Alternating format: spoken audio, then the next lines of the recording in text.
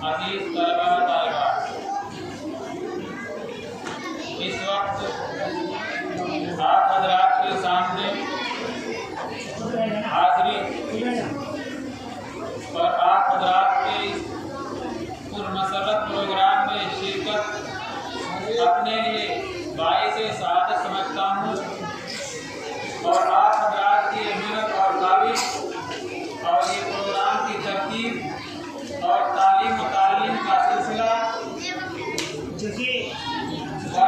बेइज्जती में दुआ करता हूँ कि अल्लाह ताला इसे कबूल फरमाते हुए हम सब के लिए ज़रिए नजात बना दे, आखिरत में कामयाबी का ज़रिया बना दे।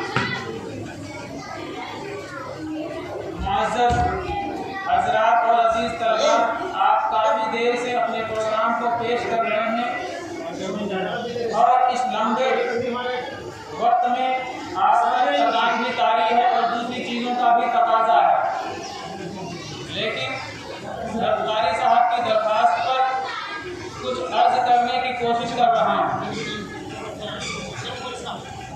कुरान पाक की जो आयत करीमा तिलावत की गई है, इसमें अल्लाह तबारक तआला ने इल्म और अहले इल्म की शान बताई है और हदीस पाक जो पेश की गई है वो भी तलबे इल्म और इल्म हासिल करने के मकसद को वाज़ेह और उजागर करती है कि इल्म का हासिल करना हर शख्स पर ज़रूरी है, हर मुसलमान मर्द औरत पर फर्ज है, वो कुल के किसी दर्जे में हो। अगर उसे दीन का इल्म सही इल्म नहीं है तो उसकी जिम्मेदारी है कि वो इल्म दीन को हासिल करे और इल्म दीन के हासिल करने के बाद उसका जो तकाजा है उसके मुताबिक अमल करने की कोशिश करे, उसकी इशाअत में लग जाए। क्यों कि इल्म एक नूर है, नूर रोशनी से आदमी रास्ता हासिल करता है, रहनुमाई हासिल करता है। इल्म दुनियावी जिंदगी में भी और आखिरत की जिंदगी में भी रहनुमाई और रोशनी देने वाला है। इसके मुकाबिल जहालत और लाइकी है, इससे लाइकी का ज़ुहूर होता है और जहालत से लाइकी से इंसान बहुत सी अपनी ज़रूरियात, अपनी दीनी ज़रूरियात, दुनियावी ज़रूरियात, बशरी ज़रूरियात से महरूम होकर उससे खातिर फायदा नहीं उठा पाता। तो इल्म का हासिल करना और इल्म हासिल करके उसके मुताबिक जिंदगी गुजारना हर मुसलमान मर्द औरत का फरीज़ा है। इसके बारे में हर तरह की कोशिश करनी चाहिए। आज के इस पुरखतन और आजमाइश भरे माहौल और हालात में हम सब मर्द औरत और पूरी इंसानियत पर क्या जिम्मेदारी आयद होती है, आप इस जिम्मेदारी का एहसास इसी उन्वान से जो आपने ये प्रोग्राम मुनअक़िद किया है इससे भी आप कर सकते हैं कि हर शख्स की जिम्मेदारी क्या है।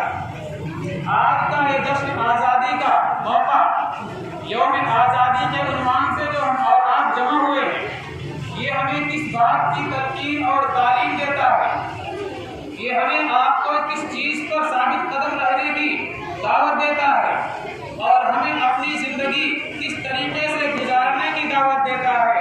अगर हम इसके माजी पर गौर करें, इसके पिछले हालात पर गौर करें और फिर हम इस जश्न आज़ादी और आज़ादी के मनाने के मकसद को देखें तो हमें तालीम और हौसला मिलता है, हमें आने वाली नस्लों अपनी नस्लों को ये बताने का मौका फराहम करता है कि ये आज़ादी और जश्न आज़ादी सिर्फ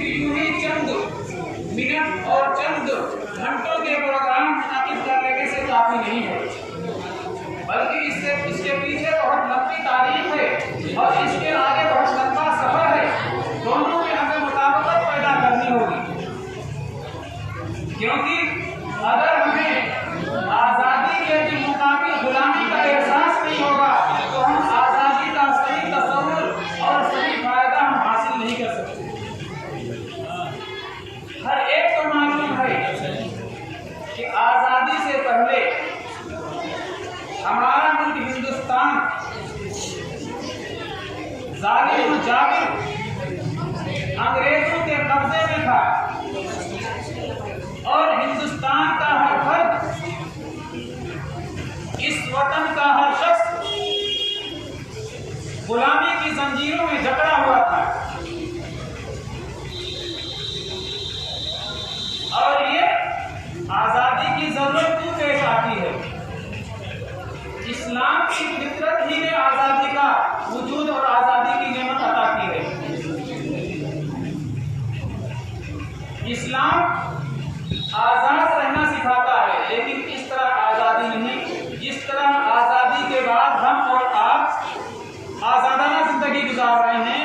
और वो आजादी सन 1947 अब फिर तलाश कर रहा है कि दूसरी कोई और आजादी मिलनी चाहिए, क्योंकि जिस मकसद के तहत, जिन कुर्बानियों के तहत ये आजादी हासिल की गई थी, उससे बिरादराने वतन हम सब कोसों दूर नजर आ रहे हैं। आज आप मोबाइल पर फोन लगाएंगे तो 2-3 दिन से यही एक मैसेज और पैगाम आ रहा है कि हर घर में तिरंगा लहराओ। लेकिन आज मैं उन लोगों से पूछना चाहता हूं जो मैसेज देना चाहते हैं कि वो 1200 घर बता दीजिए हम तिरंगा कहां लगाएं जो आज जिन पर बुलडोजर चला दिया गया, और वो जो शहीद कर दिए गए वो तिरंगा कैसे लगाएंगे? तो ये खाली छोटा सा प्रोग्राम नामित कर लेने से हम आजादी का मफहूम और तसव्वुर से पूरा फायदा नहीं उठा सकते। आज तो वो माएं तरस रही हैं कि हम तिरंगे को उठाएं या अपने बेटे की लाशों को उठाएं। वो बेटे और बेटियां तरस रहे हैं हम अपने हाथ में तिरंगे को लें या अपने वालिदैन की लाशों को उठाएं। वो मकानात और खंडरात तरस रहे हैं कि हमारे लिए तिरंगा लगाने की बात कही जा रही है, तिरंगा लगे कहां?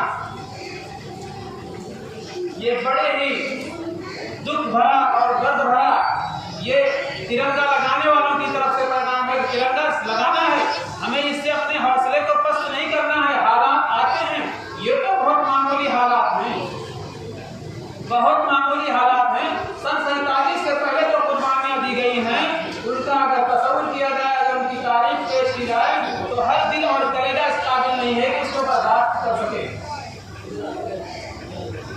हर दिल और कलेजा इस काबिल नहीं है कि उसको बर्दाश्त कर सके। इसी के ताल्लुक से एक मुख्तसर सा वाक़या एक खातून का इसी तारीख के हवाले से जिक्र किया गया है कि पड़ोसी मुल्क में वो खातून यहाँ से हिजरत करके पहुंच गई और जिस काफिले के साथ थी उस काफिले के सारे अफराद किसी आज़ादी के हादसात में शहीद कर दिए गए। जब वो खातून अपनी जान बचाकर किसी तरह पड़ोसी मुल्क तक पहुंच गई, उस वक्त दोनों मुल्क एक थे, तो उसको गुजरते हुए रास्ते में एक छोटे बच्चे के रोने की आवाज आई। तो उसने अपनी जान पर खेलते हुए उस नन्हे से वो बच्चे को अपने साथ ले लिया और उस पड़ोसी मुल्क में जाकर उसकी परवरिश की। बच्चा जवान हुआ। जब उसके निकाह का वक्त करीब आया और निकाह की मजलिस मुनक़िद की गई तो निकाह खां ने उस लड़के से पूछा कि आप अपने बाप का नाम लिखवाइए। उस बेटे को न पता है कि मेरा बाप कौन है और माँ को जानता था, चाहे आरजी माँ हो जिसने उसको गोद लिया था। वो मजलिस से उठकर अपनी माँ के पास जाता है, माँ से पूछता है अम्मी बाप का नाम बताइए। अब बताइए अम्मी के सामने कौन सा ऑप्शन है, बता सकती है? वो तो लावारिस बच्चा था। उसको उठाया, उसने अपनी जान पर खेलकर अपनी भी जान बचाई, उसकी भी जान बचाई। पूरी मजलिस खामोश है। खवातीन की मजलिस जहाँ उमा मौजूद थी वो भी खामोश है। इधर भी किए क्या हो गया, बाप का नाम बताया क्यों नहीं जा रहा है। आखिर उस लड़के ने माँ पर ये जुमला कहा, या तो आप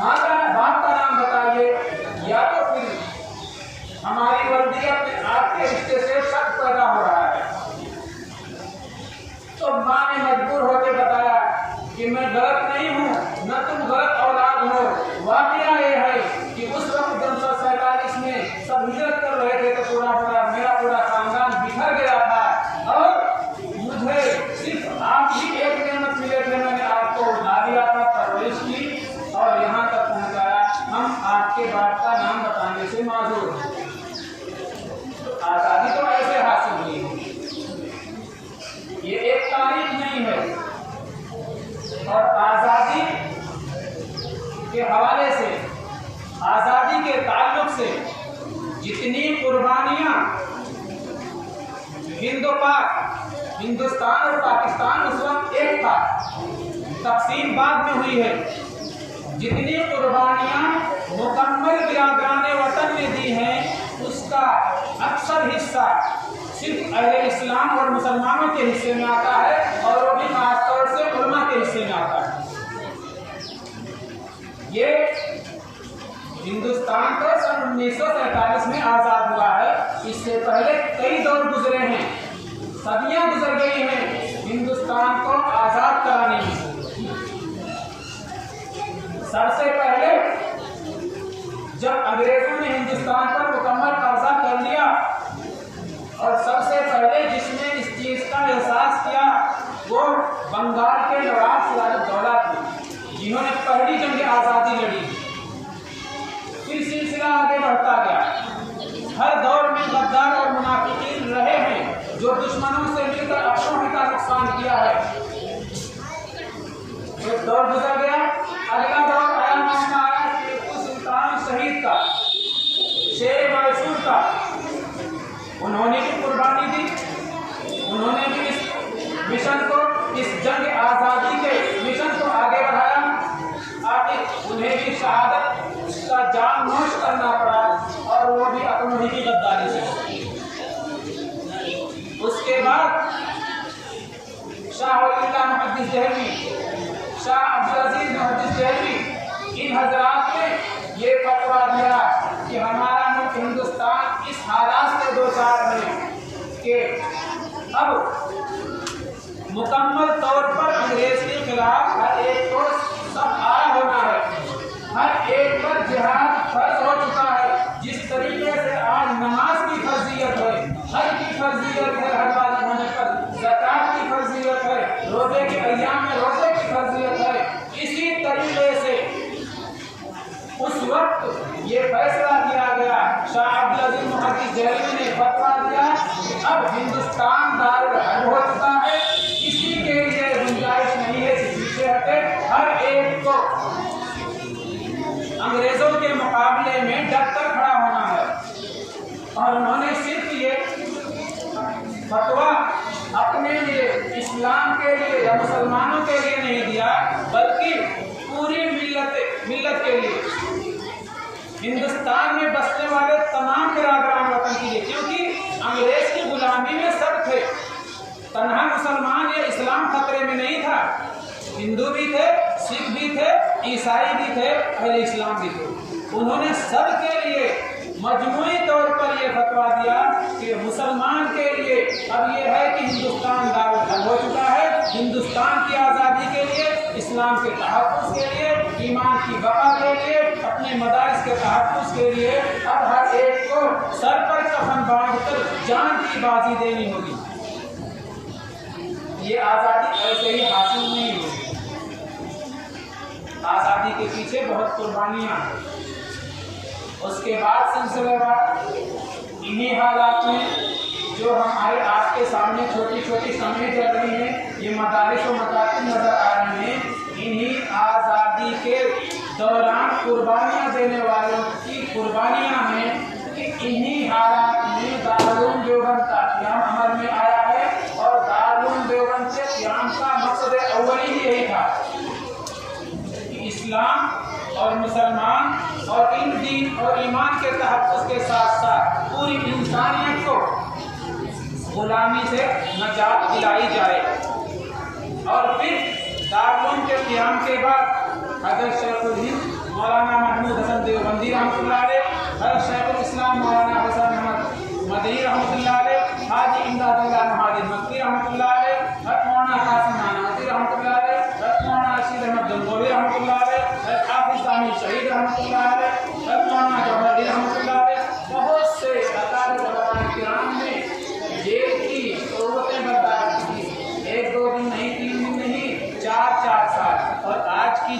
आज की कैदें ऐसी नहीं जो यहाँ हिंदुस्तान में पाई जाती हैं।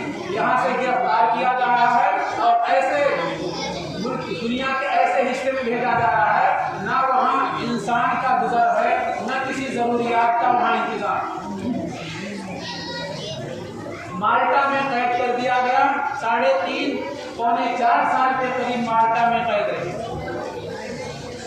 शेखुल इस्लाम रहमतुल्लाह अलैह तो कराची में गिरफ्तार किया गया, अंग्रेज जज के सामने पेश किया गया कि आपने क्या ये फतवा दिया है कि अंग्रेज की फौज में भर्ती होना हराम है, अंग्रेज की मुखालफत सब पर लाजिम है।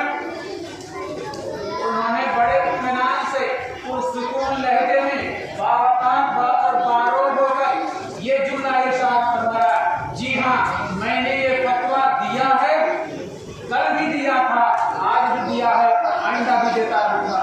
जज ने कहा, हुसैन अहमद क्या आपको मालूम नहीं है कि आपके इस जवाब के एवज में आपको क्या हो सकता है? आपको फांसी हो सकती है।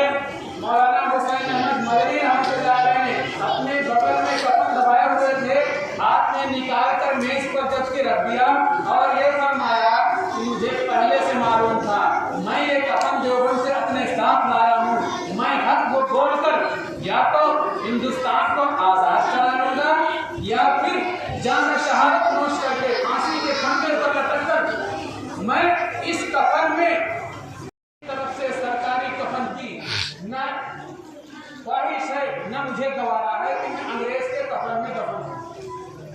ये हमारे वो अकाबिर थे जिन्होंने ये कुर्बानियाँ दी हैं और आज हम इस दौर से गुजर रहे हैं कि हमारे वजूद पर शक की निगाहें डाली जा रही हैं, हमारे हर तरह के इस्लामी तशक्कुस को पामाल किया जा रहा है, हमारी बस्तियों को उजाड़ा जा रहा है, हमारी माओं को और बहनों और बेटियों की बेइज्जती की जा रही है।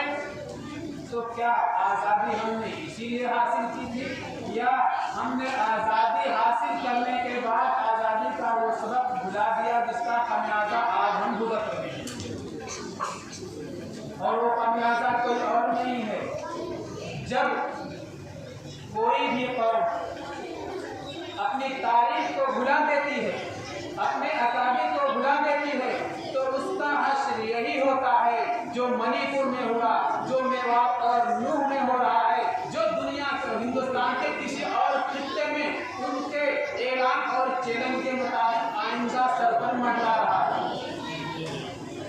मेरे प्यारे अजीज बच्चों, मेरी माँ और बहनों, मेरे बड़े भाइयों, हम सबको होश के नाखून लेने पड़ेंगे, अपने शब और रोज को बदलना पड़ेगा, अपने मामलात, अखलाक, आदात, आमाल का जायजा लेना पड़ेगा।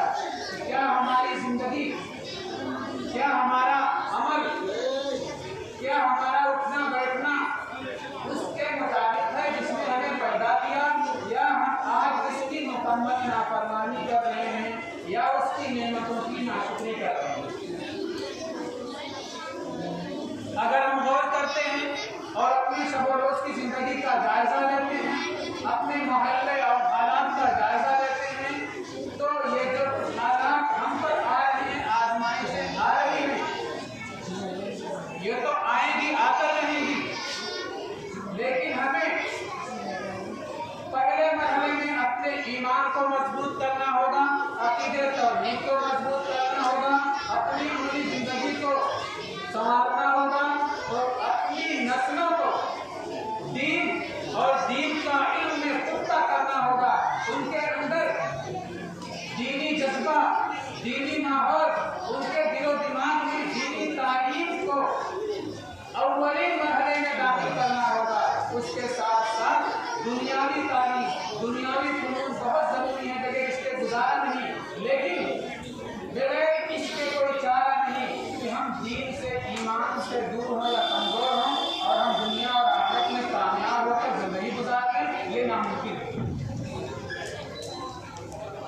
इसलिए इस मुख्तसर से जो आपने प्रोग्राम मुनक़िद किया, इससे ये पैगाम और ये नसीहत और ये अज़्म करने की ज़रूरत है कि हम इस जश्न आज़ादी के मौके पर जो हमने प्रोग्राम किया है, जो हमने नाते पढ़ी हैं, तिलावत की है, हदीस पेश की गई हैं और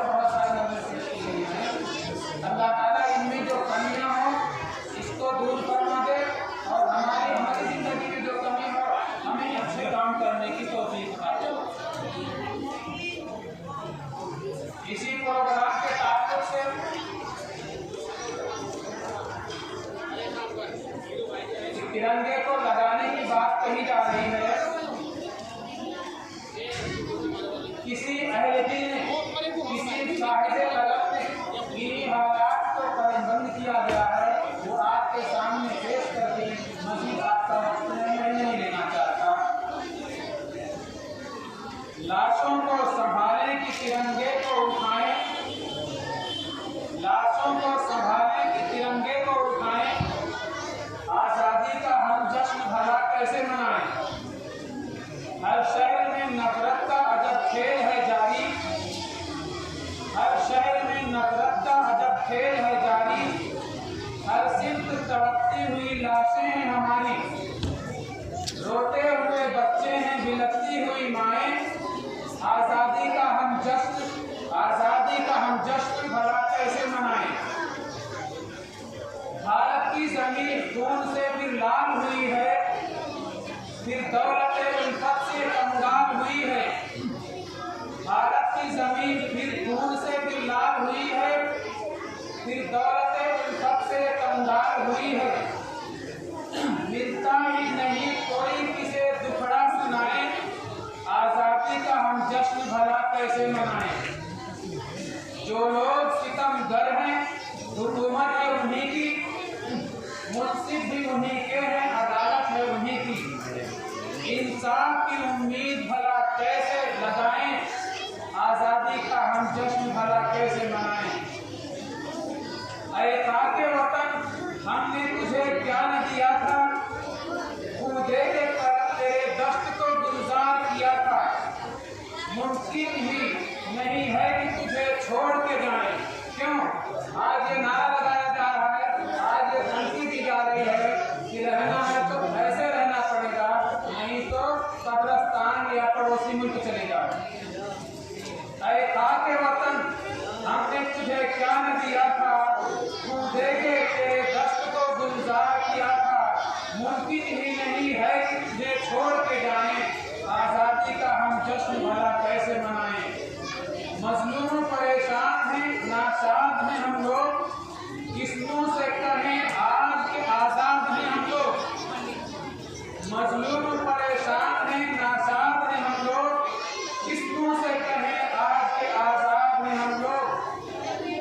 है चाह जिगर कैसे कोई गीत सुनाएं, आज़ादी का हम जश्न भला कैसे मनाएं। ऐ मेरे खुदा कौन है ये प्यार के दुश्मन, महसूस होता है चला जाएंगे गुलशन। अब सुन ले वतन के लिए तारीफ की दुआएं, आज़ादी का हम जश्न भला कैसे मनाएं। हाथों में तिरंगा लिख या लाशों को उठाएं, आज़ादी का हम जश्न भला कैसे मनाएं। लेकिन मैं ये कहना चाहूँगा कि सिर्फ इतने ही से नहीं, जिसे अपना समझते हैं उसी को गम देते हैं। ये खुदा का कानून है। अल्लाह ताला जिसे अपना बनाता है उसी को गम भी देता है, मसाले भी देता है, आजमाइश भी देता है, और ज़माने में उसी का इम्तिहान भी सख्त लेते हैं। इसी के ताल्लुक से आखिर में ये जो कुछ हो रहा है और जो हमारे अंदर मायूसी और कमजोरी नजर आ रही है, इससे मायूस होने की जरूरत नहीं। खामोश मिजाजी हमें जीने नहीं देगी, खामोश मिजाजी हमें जीने नहीं देगी। इस देश में रहना है तो कोहराम मचा दो। तो कोहराम का मतलब नहीं है कि जैसे वो लोग हंगामा कर रहे हैं उस तरह हंगामा करें, नहीं। लेकिन हम अपने दीन और ईमान में फैलाने में, इस पर अमल करने में इतना मदद और मशगूल हो जाए कि हर तरफ कहीं एक कोहराम मचा हो, तो दीन और इस्लाम की हिफाजत और तहफ़्फ़ुज़ ज़रूरी है। ये सबको मालूम है, लेकिन सबका पैदा करने वाला जो है उसको जो मालूम है उसको वही जानता है। इसको भी सुन लीजिए। हंगामे अशरार खुदा देख रहा है। ये शरारत करने वालों का जो हंगामा है, हम देखें ना देखें, सुन पाए ना सुन पाए, देख सकने की ताकत हो ना हो, अल्लाह देख रहा है। हंगामे अशरार खुदा देख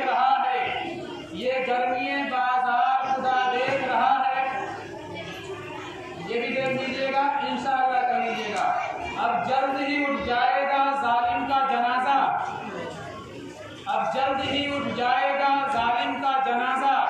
जनाजे का मतलब है कि अपने कैफर व किरदार तक पहुंच जाएंगे, जनाजे से जनाजा ही मुराद नहीं है।